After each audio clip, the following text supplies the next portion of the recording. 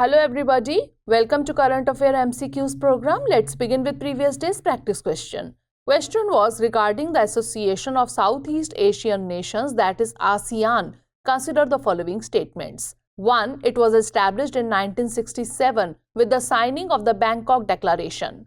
2. Its chairmanship rotates annually based on the alphabetical order of the English names of member states.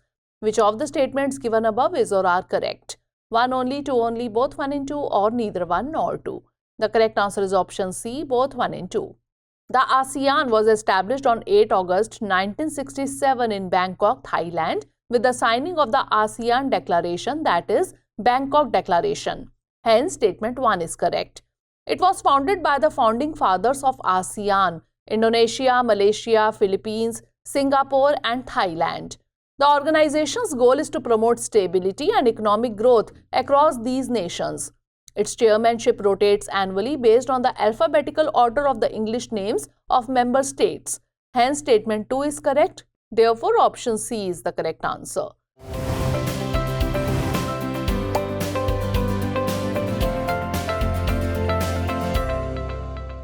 Now, let's begin today's session. First question is, regarding the Cheetah Reintroduction project, consider the following statements. 1. The Cheetah Reintroduction project in India began in 2022, aiming to revive the cheetah population declared extinct in 1952. 2. The project involves the translocation of cheetahs from South Africa and Namibia to Kuno National Park in Madhya Pradesh. Which of the statements given above is or are correct? 1 only, 2 only, both 1 and 2, or neither 1 nor 2. The correct answer is option C, both 1 and 2.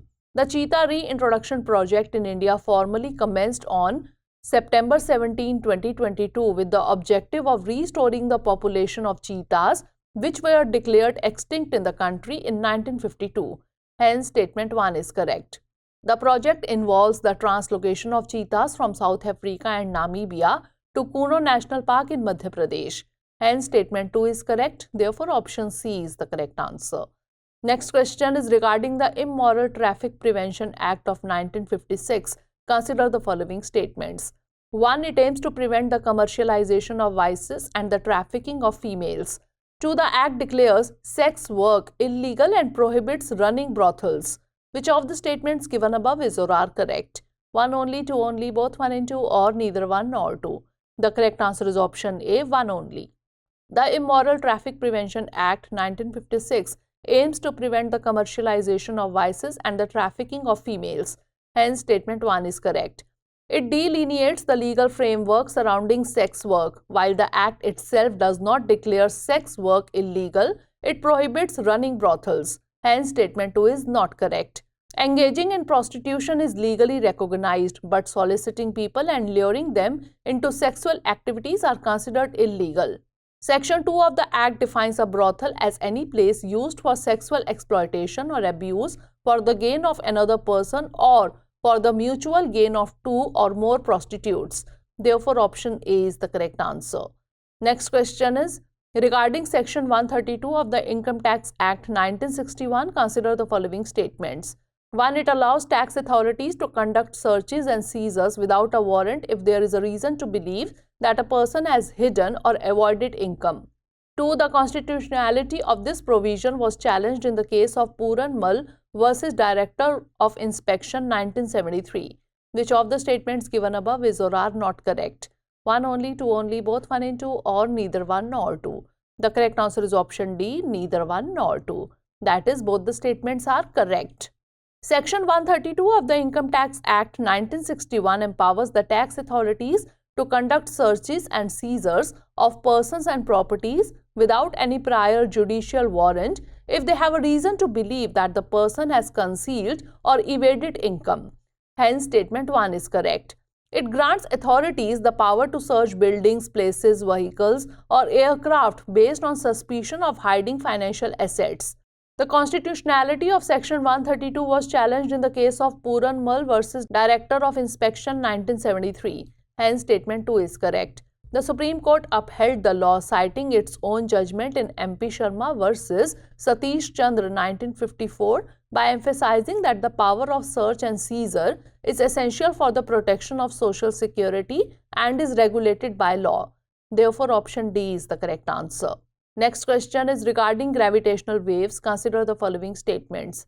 1. Gravitational waves are ripples in the fabric of space-time. 2. Albert Einstein forecasted the presence of gravitational waves within his theory of general relativity. 3. India is going to construct the third node of the Laser Interferometer Gravitational Wave Observatory in the Theni district of Tamil Nadu. How many of the above statements are correct? Only 1, only 2, all 3 or none? The correct answer is option B, only 2. Gravitational waves are ripples or vibrations in the very fabric of space-time. For instance, when a pebble is dropped in a pond, the resulting ripples are analogous to gravitational waves, but instead of water, they propagate through the fundamental structure of the universe. Hence, statement 1 is correct. In 1916, Albert Einstein forecasted the presence of gravitational waves within his theory of general relativity. Hence, statement 2 is correct.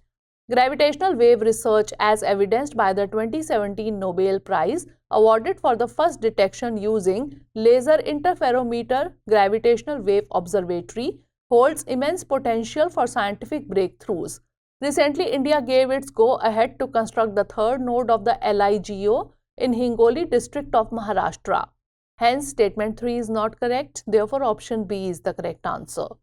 Next question is regarding the Indian toy industry. Consider the following statements. 1. The Indian toy industry exhibited a substantial decline in exports in recent years. 2. A substantial increase in basic customs duty on toys aims to protect the domestic toy industry. 3. Ministry of Commerce and Industry mandated sample testing for each import consignment to prevent the import of substandard toys. Which of the statements given above is or are correct? 1 and 2 only, 2 and 3 only, 1 and 3 only, or 1, 2 and 3? The correct answer is option B, 2 and 3 only.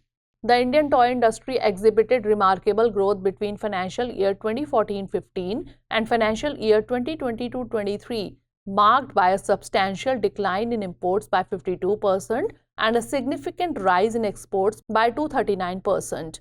Hence, statement 1 is not correct.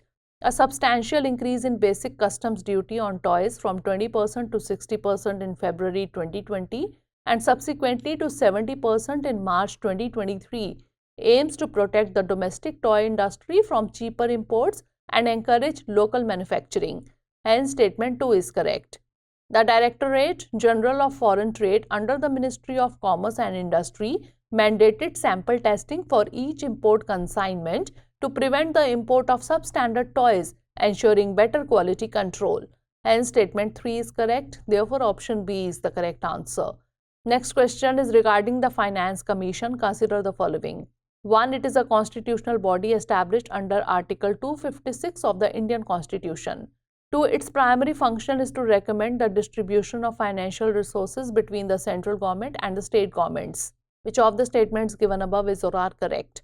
1 only, 2 only, both 1 and 2, or neither 1 nor 2? The correct answer is option B, 2 only. The Finance Commission in India is a constitutional body established under Article 280 of the Indian Constitution. Hence, statement 1 is not correct.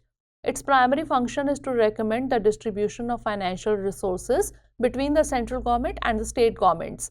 Hence, statement 2 is correct. The Government of India, in adherence to Article 281 of the Constitution, has established the 16th Finance Commission, appointing Dr. Arvind Pangadia, former Vice Chairman of Niti Aayog and Professor at Columbia University, as its chairman. Therefore, option B is the correct answer.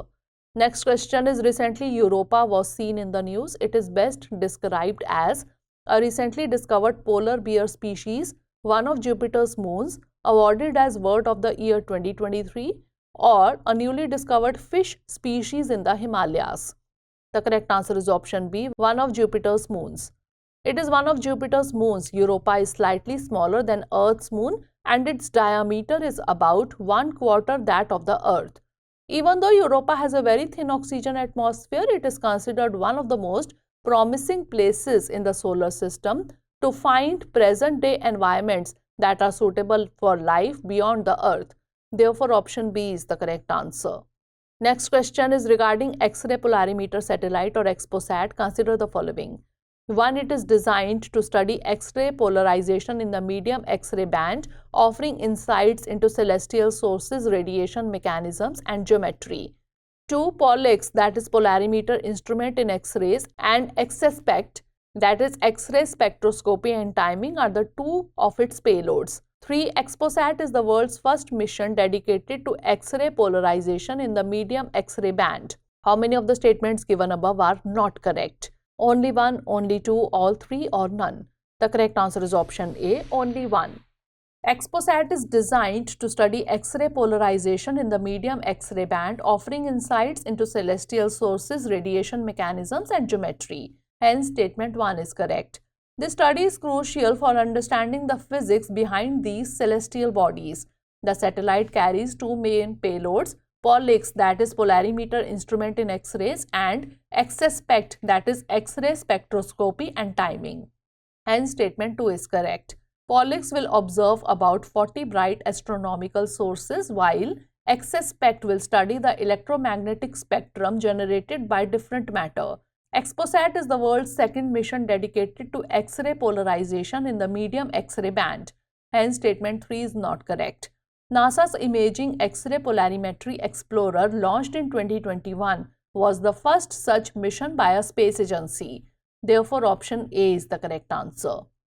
Next question is Ethereum, Tether, and Solana, often seen in the news, are related to recently discovered asteroids, name of cryptocurrencies, world's largest shipping companies, or artificial intelligence tools. The correct answer is option B, name of cryptocurrencies. A cryptocurrency is a digital currency which is an alternative form of payment created using encryption algorithms. The use of encryption technologies means that cryptocurrencies function both as a currency and as a virtual accounting system. Ethereum, Tether, and Solana are the names of some of the famous cryptocurrencies. Therefore, option B is the correct answer. Last question is, the Supreme Court stressed the importance of recognizing the Constitution's moral values through a constitutional culture, highlighting that those in constitutional positions carry responsibilities and duties based on constitutional morality. The above remarks were made by the Apex Court in which of the following judgments?